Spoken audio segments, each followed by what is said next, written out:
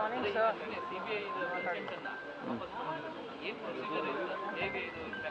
C Delhi police act ಅಡಿಯಲ್ಲಿ CBIಗೆ investigation ಮಾಡೋದಕ್ಕೆ ಅವಕಾಶ ಇದೆ. ಅನೇಕ ಸಂದರ್ಭದಲ್ಲಿ ಕೇಂದ್ರದಿಂದ ಅನೇಕ ರಾಜ್ಯ ಸರ್ಕಾರಗಳು ಅವರಿಗೆ ಡೈರೆಕ್ಟಾಗಿ ಬಂದು ಇನ್ವೆಸ್ಟಿಗೇಷನ್ ಮಾಡೋದಕ್ಕೆ ಅವಕಾಶ ಮಾಡಿಕೊಟ್ಟಿದ್ದಾರೆ ಕಾನೂನಲ್ಲಿ. ಕೆಲವು ಸಂದರ್ಭದಲ್ಲಿ ರಾಜ್ಯಗಳು ಇಲ್ಲ ನಮ್ಮ ಪರ್ಮಿಷನ್ ತೊಗೊಂಡು ನೀವು ಬರಬೇಕಾಗತ್ತೆ, ಸ್ಟೇಟ್ ಪರ್ಮಿಷನ್ ಇಸ್ ರಿಕ್ವೈರ್ಡ್ ಅಂತ ಮಾಡಿದ್ದಾರೆ. ನಮ್ಮ ರಾಜ್ಯದಲ್ಲೂ ಕೂಡ ಇದೇನು ಮೊದಲನೇ ಸಾರಿ ಅಲ್ಲ, ಆಶ್ಚರ್ಯ ಪಡೋ ಅಂಥದ್ದು ಏನಿಲ್ಲ. ಮೊದಲನೇ ಸಾರಿ ಏನೋ ನಾವು ಮಾಡಿದ್ದೇವೆ ಅಂತ ಹೇಳಿದರೆ ಏನೋ ಉದ್ದೇಶ ಇಟ್ಕೊಂಡು ಮಾಡಿದ್ದಾರೆ ಅಂತ ಹೇಳ್ಬೋದು. ಆದರೆ ಈಗಾಗಲೇ 4-5 ಬಾರಿ CBIನವರಿಗೆ ನೀವು ಡೈರೆಕ್ಟಾಗಿ ಇನ್ವೆಸ್ಟಿಗೇಷನ್ ಮಾಡಬಾರ್ದು, ನಮ್ಮ ಪರ್ಮಿಷನ್ ತೊಗೊಂಡು ಮಾಡಬೇಕು ಅಂತ ಹೇಳಿರೋದನ್ನು ತೀರ್ಮಾನವನ್ನು ಮಾಡಿದ್ದಾರೆ.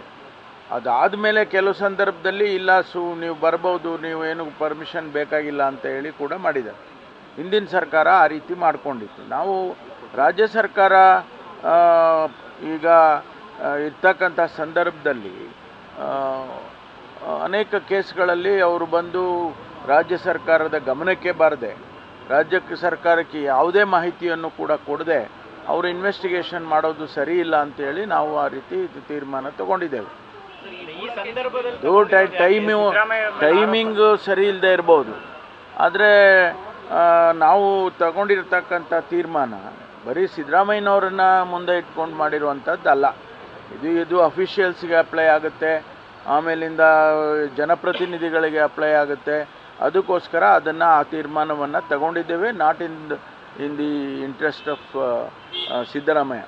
ಸರ್, ಇನ್ನೊಂದು ಈ ರಾಜಭವನದಿಂದಲೇ ಮಾಹಿತಿ ಸೋರಿಕೆ ಆಗ್ತಿದೆ ಅನ್ನೋದು ಲೋಕಾಯುಕ್ತದವರು ಅನುಮಾನ ವ್ಯಕ್ತಪಡಿಸಿದ್ದಾರೆ. ಲೋಕಾಯುಕ್ತ IGP ಅವರು ಅಲೋಕ್ ಮೋಹನ್ಗೂ ಪತ್ರ ಬರೆದಿದ್ದಾರೆ. ರಾಜಭವನ ಸಚಿವಾಲಯದಿಂದ ಲೀಕ್ ಆಗಿರೋ ಸಾಧ್ಯತೆಗಳಿದ್ದಾವೆ, ಅವ್ರ ವಿರುದ್ಧ ತನಿಖೆ ಮಾಡಲಿಕ್ಕೆ ಅನುಮತಿ ಕೇಳಿ ಲೆಟರ್ ಬರೆದಿದ್ದಾರೆ ಸರ್ DGP. ಅಲ್ಲ, ರಾಜಭವನದಲ್ಲಿ ಲೀಕ್ ಆಗ್ತದೆ ಅಂತ ಅಂದರೆ ರಾಜಭವನದವರೇ ಜವಾಬ್ದಾರಿ ಅಲ್ವಾ? ನಾವು ಹೆಂಗೆ ಜವಾಬ್ದಾರಿ ಆಗ್ತೀವಿ? ಆ ಕಾಂಪೌಂಡ್ ಒಳಗಡೆ ಯಾರೂ ಹೋಗೋಕ್ಕೂ ಸಾಧ್ಯ ಇಲ್ಲ. ಅಂಥದ್ರಲ್ಲಿ ಅಷ್ಟೊಂದು ನಾವು ಹೈ ಸೆಕ್ಯೂರಿಟಿ ಝೋನ್ ಅಂತ ಮಾಡಿದ್ವಿ, ಅಲ್ಲಿ ಲೀಕ್ ಆಗ್ತದೆ ಅಂದರೆ ಅವರೇ ಯಾರೋ ಮಾಡಿರ್ತಾರೆ, ಬೇರೆಯವ್ರು ಮಾಡೋದಕ್ಕೆ ಸಾಧ್ಯ ಇಲ್ಲ. ಹಾಗಾಗಿ ಅದು ಅವರ ಜವಾಬ್ದಾರಿ. ಅದನ್ನು ಇನ್ವೆಸ್ಟಿಗೇಷನ್ ಮಾಡಬೇಕು ಅಂತಂದರೆ ರಾಜ್ಯ ಸರ್ಕಾರಕ್ಕೆ ಇನ್ವೆಸ್ಟಿಗೇಷನ್ ನಾವು ಮಾಡ್ತೀವಿ. ರಾಜಭವನದಿಂದ ಅನೇಕ ಪತ್ರಗಳು ಬರ್ತಾ ಇದೆ, ಅದ್ರ ಜೊತೆಗೆ ಈ ಪತ್ರನೂ ನೀವು ಇನ್ವೆಸ್ಟಿಗೇಷನ್ ಮಾಡಿ ಅಂತ ನಮ್ಗೆ ಬರೆದ್ರೆ ನಾವು ಮಾಡ್ತೀವಿ.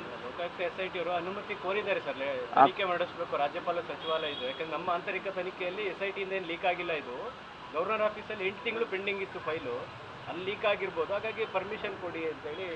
ಅದು ಕೊಡಬೇಕಲ್ಲ, ಗವರ್ನರೇ ಕೊಡಬೇಕು. ನಾವು ರಾಜ್ಯ ಸರ್ಕಾರ ಕೊಡೋಕ್ಕೆ ಬರೋದಿಲ್ಲ, ಗವರ್ನರೇ ಕೊಡಬೇಕು. ಗವರ್ನರು ಕೊಟ್ಟರೆ ಅವರು ಪ್ರವೇಶ ಮಾಡ್ತಾರೆ, ಇನ್ವೆಸ್ಟಿಗೇಷನ್ ಮಾಡ್ತಾರೆ. ಯಾರು ಸಂಬಂಧಪಟ್ಟ ಅಧಿಕಾರಿಗಳಿದ್ದಾರೆ ಅಲ್ಲಿ ಅವ್ರನ್ನ ತನಿಖೆ ಮಾಡ್ತಾರೆ. ಅದು ರಾಜಭವನಕ್ಕೂ ಲೋಕಾಯುಕ್ತಕ್ಕೂ ಬಿಟ್ಟಿರೋದು, ನಮಗೆ ಮಧ್ಯ ಪ್ರವೇಶ ಮಾಡೋಕ್ಕಾಗಲ್ಲ. ಸರ್, ಕೋಳಿವಾಡ ಅವರ ವಿಚಾರ ಸರ್, ಸಿದ್ದರಾಮಯ್ಯನವರಿಂದ ಪಕ್ಷಕ್ಕೆ ಮುಜುಗರ ಆಗುತ್ತೆ, ಇವಾಗ ರಾಜೀನಾಮೆ ಕೊಡೋದಲ್ಲ, ಮತ್ತೆ ಬೇಕಾದ್ರೆ CM ಆಗಲಿ, ಈಗ ಆರೋಪ ಬಂದಾಗ ರಾಜೀನಾಮೆ ಕೊಡಬೇಕಂತ ಹಿರಿಯ ಕಾಂಗ್ರೆಸ್ ನಾಯಕರು ಅವರವರ ಅಭಿಪ್ರಾಯಗಳು ಹೇಳ್ತಾರೆ. ಅವರ ಅಭಿಪ್ರಾಯ ತಾನೇ ಅದು. ಅವರ ಅಭಿಪ್ರಾಯ ಖಾಸಗಿಯಾಗಿ ಈಗ ಅವರೇನು ಯಾವುದೇ ಸ್ಥಾನಮಾನದಲ್ಲಿ ಇಲ್ಲ. ಅವರು ಹಿಂದೆ ಸ್ಪೀಕರ್ ಆಗಿದ್ದರು, ಗೌರವಾನ್ವಿತ ಸ್ಪೀಕರ್ ಆಗಿ ಕೆಲಸ ಮಾಡಿದ್ದಾರೆ. ನಮ್ಮ ಪಕ್ಷದಲ್ಲಿ ಒಬ್ಬ ಹಿರಿಯ ನಾಯಕರು, ಅವರು ವೈಯಕ್ತಿಕವಾದ ಅಭಿಪ್ರಾಯವನ್ನು ಹೇಳ್ಕೊಂಡಿದ್ದಾರೆ.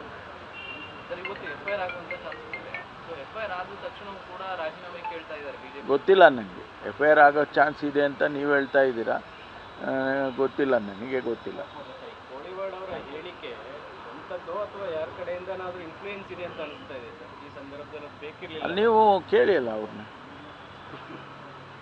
ಕೋಳಿವಾಡ ಅವ್ರನ್ನ ಕೇಳಿದ್ರೆ ಹೇಳ್ಬಿಡ್ತಾರೆ. ಇಲ್ಲ, ನನ್ಗೆ ಯಾರೋ ಹೇಳ್ಕೊಟ್ಟಿದ್ರು, ಅದಕ್ಕೆ ನಾನು ಒಬ್ಬನೇ ಹೇಳ್ತಾ ಇದ್ದೀನಿ, ನನ್ನ ಒಂಥರ ಅಭಿಪ್ರಾಯ ಅಂತ ಹೇಳ್ತಾರೆ. ಈಗ ತೆರೆಮರೆಯಲ್ಲಿ ಇರ್ತಾವಲ್ಲ ಸರ್, ಸ್ನೇಹ, ವಿಶ್ವಾಸ, ಸಂಬಂಧ. ಈಗ ನಿಮ್ಮಲ್ಲಿ ಇನ್ವೆಸ್ಟಿಗೇಟಿವ್ ಜರ್ನಲಿಸಮ್ ಅಂತ ಇದೆ ಅಲ್ವಾ? ಸ್ವಲ್ಪ ಮಾಡಿ ಅಲ್ಲ, ನಿಮಗೆಲ್ಲ ಮಾಹಿತಿ ಸಿಕ್ಬಿಡುತ್ತೆ. ಮಾಡಿ ಹೇಳಿದ್ರೆ ನೀವು ಮತ್ತೆ ಒಪ್ಪಲ್ಲ, ಅದು ನೀವು ಹೇಳಿದ ಒಪ್ಪಲ್ಲ, ಅವ್ರೊಬ್ಬರೇ. ನಾವು ಒಪ್ಪೋದು ಬಿಡೋದು ಬೇರೆ, ನೀವು ಇನ್ವೆಸ್ಟಿಗೇಟ್ ಮಾಡಿಬಿಟ್ರೆ ಆಯ್ತಪ್ಪ. ಜನಪ್ರತಿನಿಧಿ ನ್ಯಾಯಾಲಯದ ಆದೇಶದಲ್ಲಿ ಆಡಳಿತ ನಡೆಸೋರು ಧರ್ಮ ಪಾಲಿಸಬೇಕು, ಆಡಳಿತ ನಡೆಸೋರು ಧರ್ಮ ಪಾಲಿಸದೇ ಇದ್ರೆ ರಾವಣ ರಾಜ್ಯ ಆಗುತ್ತೆ. ಈಗ ಚುನಾಯಿತ ಸರ್ಕಾರ ಇದೆ, ಸಿಎಂ ವಿರುದ್ಧ ಪ್ರಕರಣಗಳು ಧರ್ಮ ಪಾಲನೆ ಮಾಡಲಿ, ನೈತಿಕತೆ ಪಾಲನೆ ಮಾಡಲಿ ಅಂತ ಉಲ್ಲೇಖಿಸಿದ್ದಾರೆ ಜಡ್ಜ್ಮೆಂಟಲ್ಲಿ. ನೋಡಿ, ಬರೇ ಆಡಳಿತ ಮಾಡೋರು ಧರ್ಮ ಪಾಲಿಸಿದ್ರೆ ಆಗೋದಿಲ್ಲ. ಎಲ್ಲರೂ ಧರ್ಮ ಎಲ್ಲರಿಗೂ ಒಂದೇ ಅಲ್ವಾ? ಆಡಳಿತ ಮಾಡೋರಿಗೆ ಒಂದು ಧರ್ಮ, ಕಾನೂನು ಮಾಡೋರಿಗೆ ಒಂದು ಧರ್ಮ, ನ್ಯಾಯಾಧೀಶರಿಗೆ ಒಂದು ಧರ್ಮ ಅಂತ ಎಲ್ಲೂ ಇಲ್ಲ. ಧರ್ಮ ಎಲ್ಲರಿಗೂ ಒಂದೇ, ಎಲ್ಲರೂ ಧರ್ಮ ಪಾಲಿಸ್ಬೇಕು.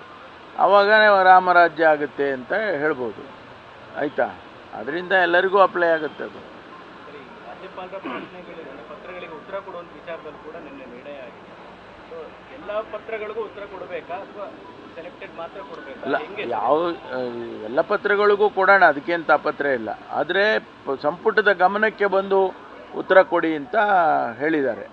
ಯಾಕೆಂದರೆ ಅನೇಕ ಸಂದರ್ಭದಲ್ಲಿ ಇಲಾಖೆಗಳಿಂದ ನೇರವಾಗಿ ಮಾಹಿತಿ ತರಿಸ್ಕೊಂಡು ಚೀಫ್ ಸೆಕ್ರೆಟರಿ ಅವರು ರಿಪ್ಲೈ ಮಾಡ್ತಕ್ಕಂಥದ್ದು ಎಲ್ಲ ಆಗಿದೆ ಅಂತೇಳಿ, ನೀವು ಯಾವುದೇ ರಾಜ್ಯಪಾಲರು ಬರೆದ ಪತ್ರಗಳಿಗೆ ಸರ್ಕಾರದ ಗಮನಕ್ಕೆ ತಂದು ರಿಪ್ಲೈ ಮಾಡಿ ಅಂತ ತೀರ್ಮಾನ ಮಾಡಿದ್ದಾರೆ. ಸರ್, ಈಗ ನೀವು ಕ್ಯಾಬಿನೆಟ್ಗೆ ಬಂದೇ ಹೋದ್ರೆ ಕೂಡ ಎಲ್ಲದ ಅವ್ರು ಕೇಳಿದ ದಾಖಲೆಗಳೇನಿದ್ರೆ ಕೊಡಬೇಕಾಗುತ್ತಲ್ಲ ಸರ್? ಆ ರಿಸ್ಟ್ರಿಕ್ಷನ್ ಯಾಕೆ ಕ್ಯಾಬಿನೆಟ್ಗೆ ಬರಲೇಬೇಕು? ಹೌದು, ಗಮನಕ್ಕೆ ಎಲ್ಲರಿಗೂ, ಸರ್ಕಾರದ ಗಮನಕ್ಕೆ. ಸರ್ಕಾರ ಅಂದರೆ ಕ್ಯಾಬಿನೆಟ್ಟು, ಅದು ಗಮನಕ್ಕೆ ಬರಬೇಕಲ್ಲ. ಸರ್ಕಾರ ಎಲ್ಲೋ ಒಂದು ತೆರೆಮರೆಯಲ್ಲಿ ಯಾರ್ದೋ ಇನ್ಫಾರ್ಮೇಷನ್ ತಗೊಂಡು ಯಾರೋ ಕಳಿಸೋದು, ಯಾರೋ ಬರೆಯೋದು ಆಗೋದು ಬೇಡ. Let it be brought to the notice of the government. ಈಗ ಅವ್ರು ಹೇಳಿದಂಥ ಅರ್ಕಾವತಿ ಅಥವಾ ಇದಕ್ಕೆ ಸಂಬಂಧಪಟ್ಟಿದ್ದು ಬೇರೆ ಬೇರೆ ಅದನ್ನೆಲ್ಲ ಹೇಗೆ ಕ್ಯಾಬಿನೆಟ್ ಕೊಡ್ತೀರಾ? ಎಲ್ಲ ಕ್ಯಾಬಿನೆಟ್ಟಿಗೆ ಬಂದಮೇಲೆ ಕ್ಯಾಬಿನೆಟ್ ತೀರ್ಮಾನ ಮಾಡುತ್ತೆ.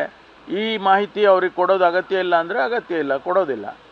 ಇಲ್ಲ, ಕೊಡಬೇಕು ಅಂತ ಹೇಳಿದ್ರೆ ಕೊಡ್ತೀವಿ.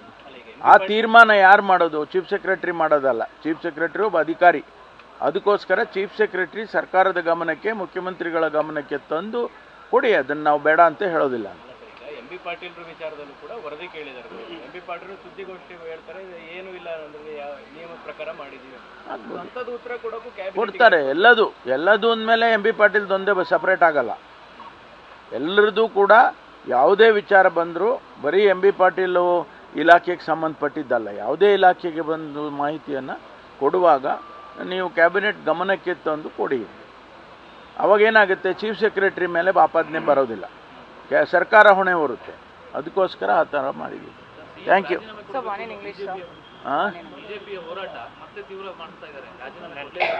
ಮಾಡಲಿ ಅಲ್ಲ, ಅವ್ರು ಮಾಡೋದು ಅವ್ರು ಮಾಡ್ತಾರೆ. ವಿರೋಧ ಪಕ್ಷ ಆಗಿ ಅವ್ರು ಮಾಡಲೇಬೇಕು, ಅದನ್ನು ಮಾಡ್ತಾರೆ. ಅದನ್ನೇ ಅವರು ಶುರುವಿನಿಂದನೂ ಕೇಳ್ತಾ ಇದ್ದಾರೆ. ಇದೇನು ಹೊಸದೇನು ಅಲ್ವಲ್ಲ. ಈಗ ಸ್ವಲ್ಪ ಜಾಸ್ತಿ ಮಾಡಿರ್ಬೋದು ಸ್ಪೀಡು, ಆಕ್ಸಿಲರೇಟರ್ ಒತ್ತಿದ್ದಾರೆ ಸ್ವಲ್ಪ. ಆಯ್ತಾ? ಹಾಂ,